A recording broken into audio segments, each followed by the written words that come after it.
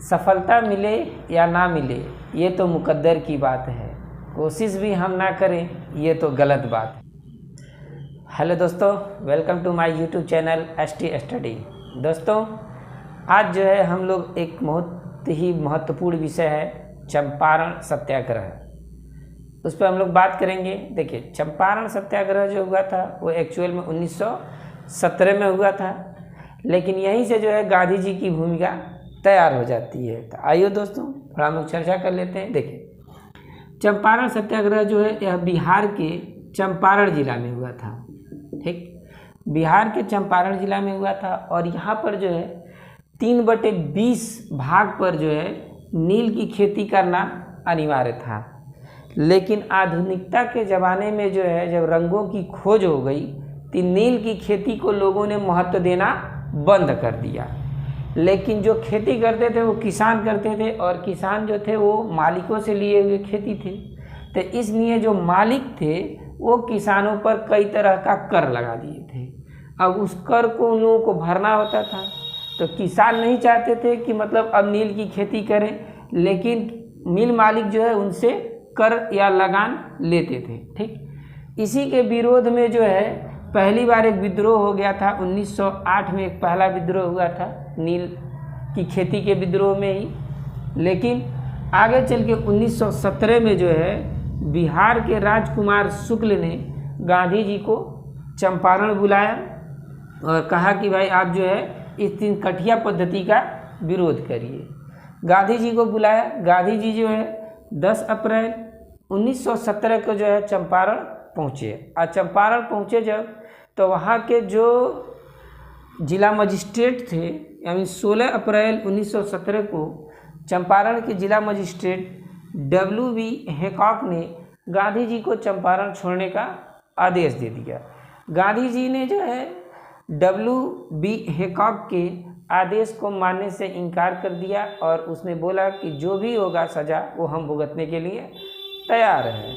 लेकिन इसके बाद जब देखा गया तो जब ये घटना घटित हुई तो उनके बहुत सारे सहयोगी हो गए और सहयोगी में आप देखेंगे तो बृज किशोर हैं, C.F. एंड्रूज हैं, डॉक्टर राजेंद्र प्रसाद हैं, ठीक, नारायण सिंह हैं, राज किशोर हैं, नरहरि पारेख है, J.B. कृपलानी है, H.S. पोलाक, आज बहुत सारे लोग थे। ठीक, तो जब इतने ज़्यादा लोग सहयोगी हो गए तो बिहार के जो उस समय तत्कालीन डिप्टी गवर्नर थे एडवर्ड गेट, क्या नाम था, एडवर्ड गेट। एडवर्ड गेट ने देखा कि भाई गांधी जी की लोकप्रियता बढ़ गई है, तो ऐसा करते हैं गांधी जी को बुलाए और उन्होंने एक वार्ता किया। और उस वार्ता के दौरान जो है एक समिति बनाई गई जिसका नाम पड़ा चंपारण एग्रोरियन समिति, और इस समिति के सदस्य जो है गांधी जी को भी बनाया गया। गांधी जी भी क्या बने, इस समिति के चंपारण एग्रोरियन समिति के सदस्य बने। इस समिति ने जब अपनी रिपोर्ट प्रस्तुत की तो उसमें बताया कि जो है 3 कठिया पद्धति को समाप्त कर देना चाहिए। तो चंपारण एग्रेरियन समिति एक्ट, इसी के साथ क्या जुड़ जाएगा, एक्ट 1917 के तहत जो है इसे समाप्त कर दिया गया। ठीक, चंपारण एक्ट जो है अब यहीं पर क्या हो जाता है, समाप्त हो जाता है। और जो मालिक थे उनको ऑर्डर दिया गया कि आप लोगों ने जितनी अवैध वसूली की है उसका 25% जो है आप किसानों को क्या कर देंगे, वापस कर देंगे। ठीक, इस घटना से खुश होकर के हमारे जो रविन्द्रनाथ टैगोर जी हैं, ठीक, जिन्हें नाइटहुड की उपाधि प्राप्त है, उन्होंने जो है गांधी जी को महात्मा की उपाधि दे दी। तो आपसे अगर क्वेश्चन पूछा जाए कि महात्मा की उपाधि किसने दिया था गांधी जी को, तो रविन्द्रनाथ टैगोर ने दिया था। कब दिया था, तो 1917 में चंपारण के सत्याग्रह के उपलक्ष्य में दिया था। ठीक, लेकिन इस सत्याग्रह का विरोध किसने किया था, तो ये एक इम्पोर्टेंट क्वेश्चन बनता है। N.G. रंगा ने जो है इसका विरोध किया था। ठीक है, अब एक क्वेश्चन और यहीं से निकलता है, जो चंपारण सत्याग्रह हुआ था उस समय भारत के वायसराय कौन थे, तो उस समय भारत के वायसराय जो थे वो चेम्स फोर्ड थे। चेम्स फोर्ड।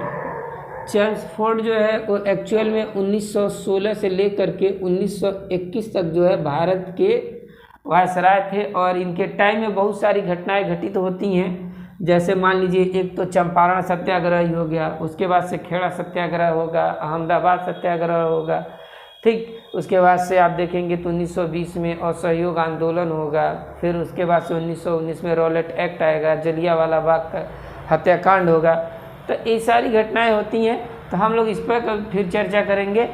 आई होप दोस्तों वीडियो आपको काफ़ी अच्छा लगा होगा, और अच्छा लगा होगा तो दोस्तों मैं चाहूँगा कि आप इसे ज़्यादा से ज़्यादा शेयर करें, लाइक करें और चैनल को सब्सक्राइब करें।